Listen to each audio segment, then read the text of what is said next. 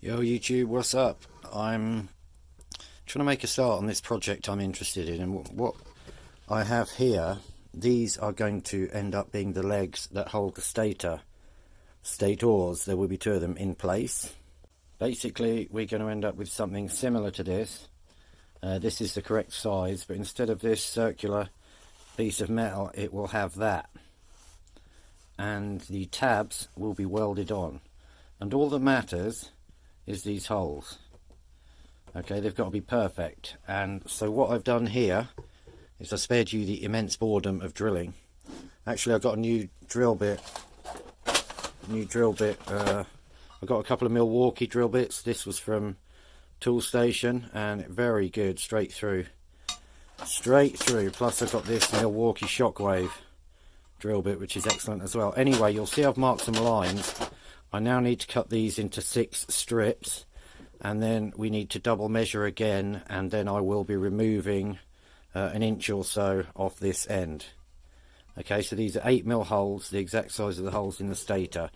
I'm going to use my chop saw. I've just put a nick in with the grinder to make it easier to see where we're going to cut it with a chop saw. This is my trusty 20-year-old Bosch chop saw, and because for some reason the blade's at a little bit of an angle, I found that by putting a little bit of metal here, it lifts the piece up a tiny bit and seems to make it work a lot better. So I'm going to cut this bit here. I'll just show you cutting one, because you might think it's a bit of a weird method, but I do not like breathing in metal dust, so I don't see the point in using a grinder to do it when I can use this. So I'll get it lined up.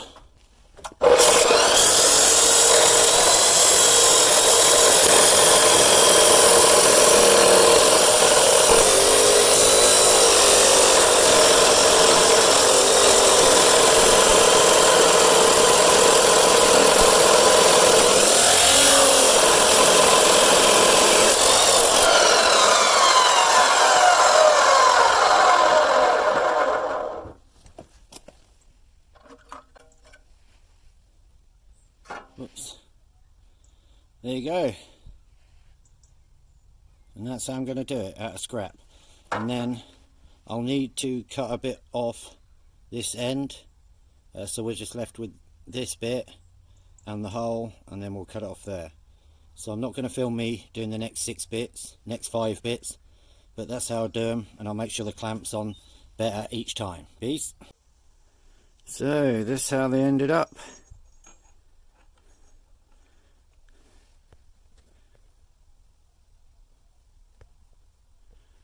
That's how they ended up. So I'm going to give them a little bit of a clean up, because they've got some serious swarf on some of them. But you can see the quality of the cut. And yeah, I just prefer doing it that way to using a grinder myself. Yeah, beautiful finish. Perfectly straight as well. As long as you have it set up right, perfectly straight. Peace.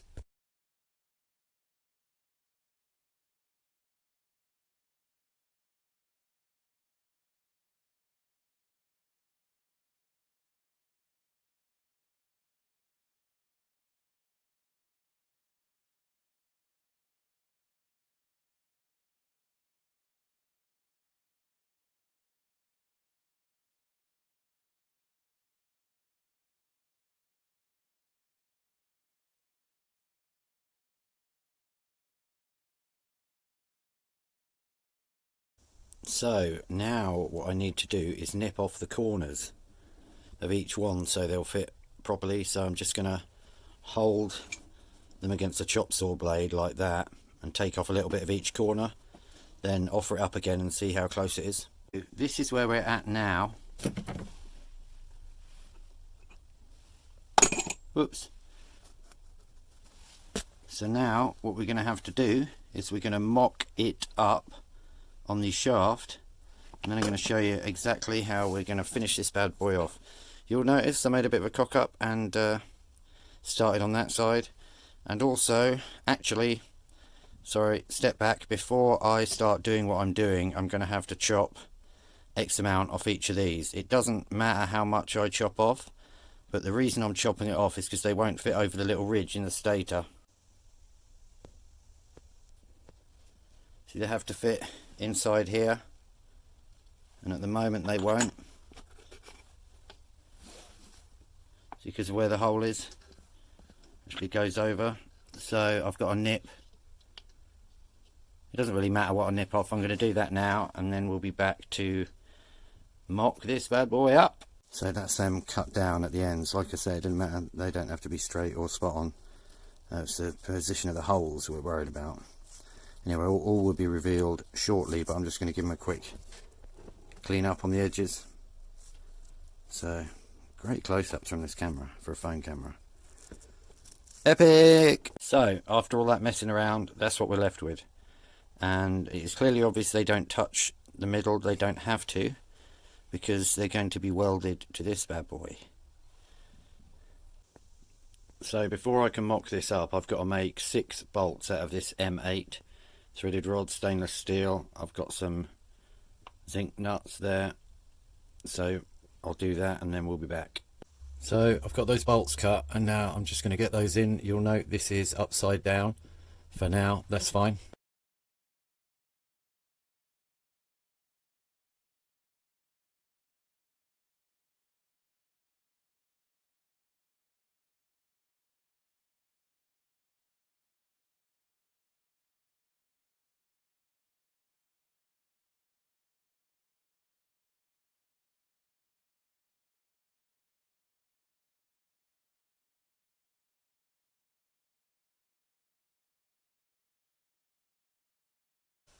So that's the bolts in. They don't need to be overly tightened for now, as long as they don't move. Actually, before we do the welding, we'll tighten them up properly. Okay, so that's what that side looks like. That's the interior of the rotor where it's going to sit, and you've noticed I've made those quite flush, so there's no bolt at all sticking over. So yeah, now we can start the mock up. So now firstly we will need the 22mm shaft. Good. I must say, I have learnt to not like squeezing this in the vise, because it leaves these little marks and stuff get stuck. Let's get it central, do it proper like.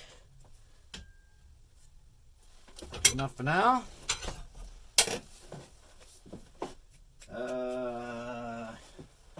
Right, sorry, I'm just going to give it a quick sand to make sure we don't get no stickiness for now. So let's try this.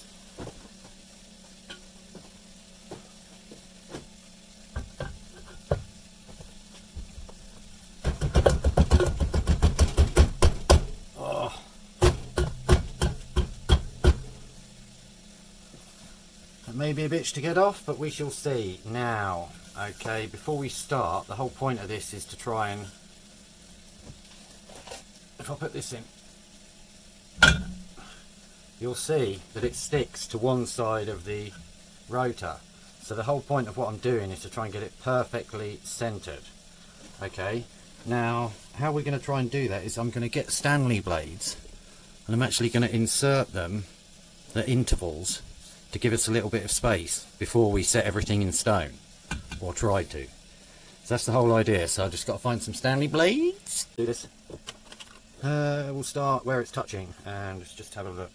No, actually, we'll just go around numerically. So that's 1, 2, 3, 4, 5, 6, 7, 8, 9. That one is stuck on quite beautifully. And then so the next one should be this one. So 1, 2, 3, 4, 5, 6, 7, 8, 9. 1, 2, 3, 4, 5, 6, 7, 8, 9.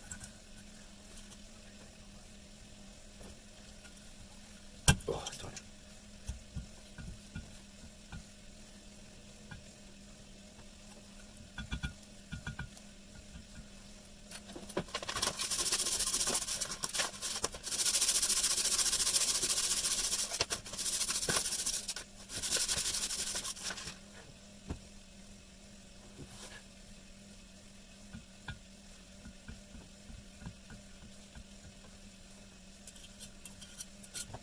Just trying to measure to see where there's more or less space.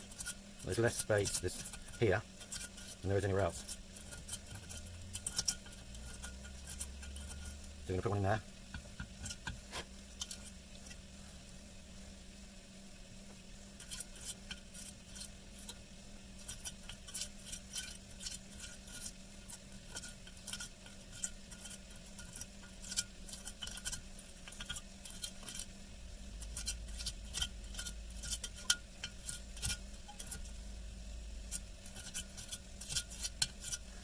Right, we've got some clearance, so let's see what's going on here then. Push that on.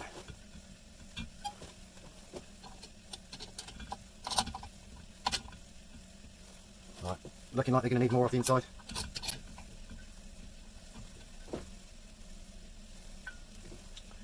What I'm going to do, I'm just going to tighten the nut up on one, and then I'm going to raise the shaft up till it's perpendicular. Hallelujah, it's a 13. I've got to watch these sticky outy Stanley blades.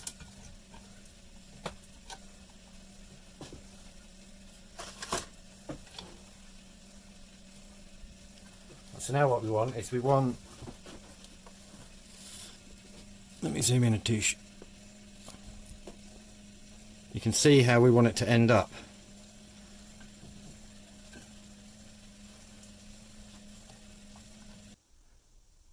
So this is the first time we can visualize the device properly, and even though it's not welded, I think it looks pretty awesome. I had taken the liberty of taking the Stanley blades out for now, but before I weld this on, that's where it'll be getting welded. Firstly, we'll need to make sure nothing's going to move, for which we'll use that is going to hold everything in place. I've got the collar done up beneath it. You can see the Allen bearing, and yeah, that one's going to get tightened up. Bolts on here, everything triple checked and level, and then they get welded around the middle. You will notice with the Stanley blades in, it's a lot easier to push up and down.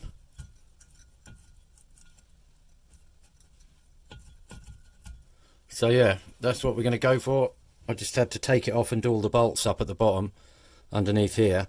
So I'm just going to set everything up and we'll do the welding.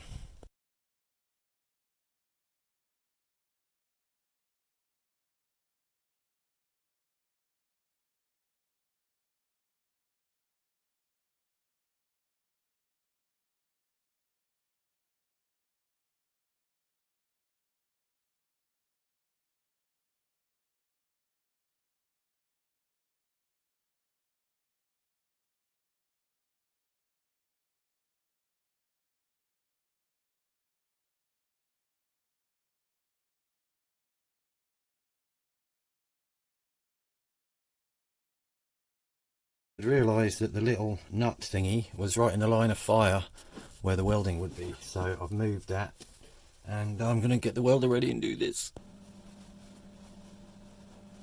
And welding, 2 seconds of excellence can save you hours of work.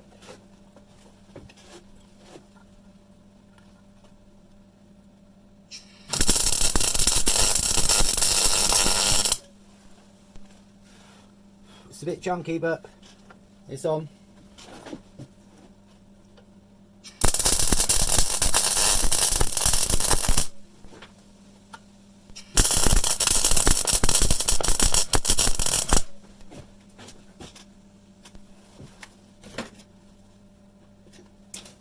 Turn the wire speed down a touch.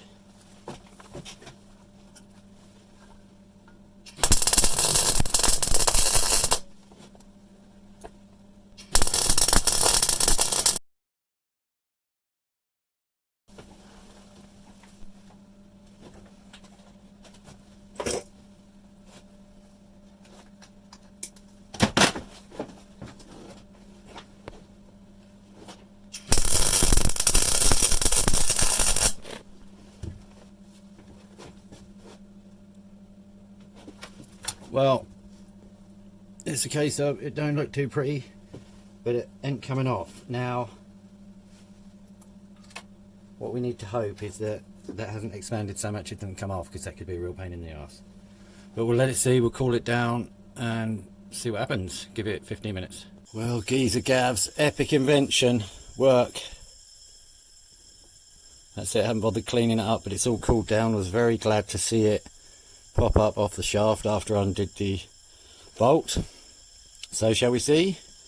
And listen, obviously you can see the stator is not going to move. That is the whole point of this. I think that's pretty sick myself. Can you hear the little whoomp? Let me find my meter and we shall plug it in. I'm not going to bother plugging it into a ampage device yet, because I'll need to rewire the stator, but the job was to design something to keep the stator in position, that the stator can be taken off and put back on very easily by undoing that. Plan B, if this didn't work, plan B would have been to have removed some material from the top end, not the plastic, the metal, which sticks out approximately 1 mil. But as far as I'm concerned, that's pretty cushy. Wicked. Let me get my multimeter and we'll see what it's saying. So this meter will show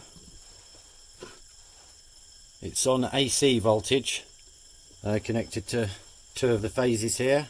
So when I spin it by hand, let me see if I can, I don't think it'll change from minus. Let's have a look.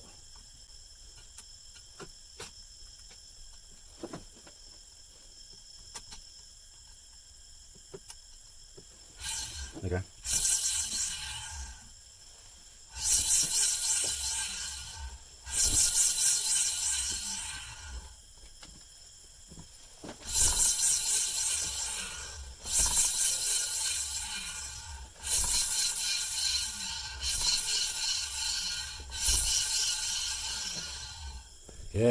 Yes lads, that is pretty sick. I just want to show you something else. I'm just going to finish my cup of tea. Aye.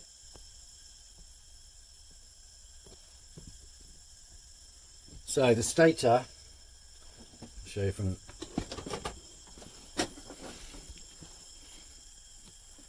so it's pretty flat. Cushy. What I'm going to do is show you how simple it is to remove the stator if you would want to.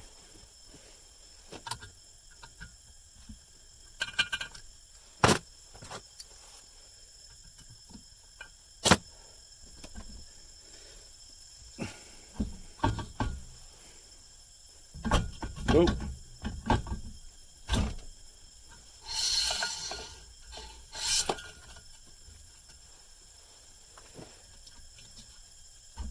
Let's get it flat where it was.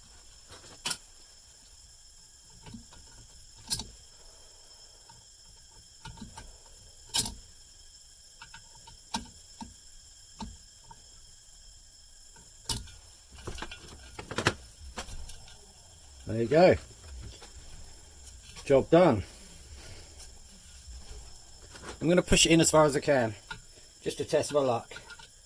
See if it makes any more power. Let's get another reading off this before I...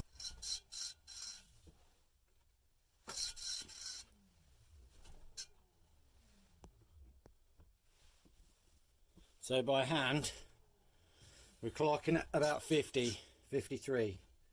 So let's move it out a little bit.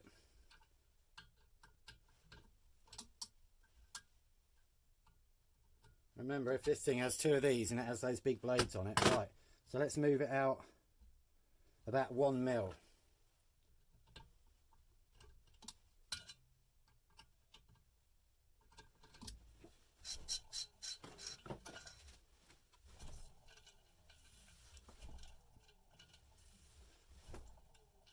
$55. Now I'm going to push it in as far as it will go, as long as I leave some space for it to actually turn.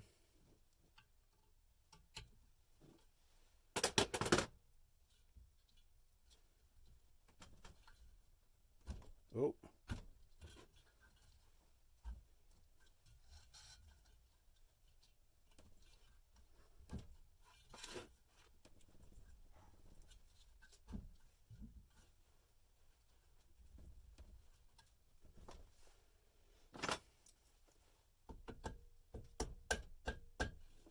Oh.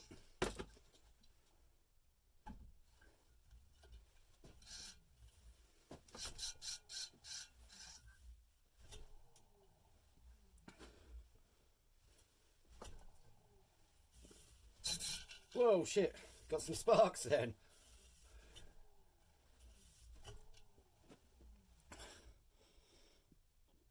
So yeah guys, I'll probably call that a wrap for this this part of the video. So I'm glad I could get this together and show you what I wanted to show you, which was my idea for the stator mount bracket, which is what you see before you.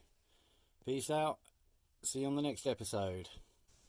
I thought I should show it in vertical wind turbine orientation mode, just so that you can see it still does what it's supposed to do on the tin. I'm holding the wires up so they don't touch the outside of the casing, and I shall go down to the meter and we shall see what it's giving out under this instance.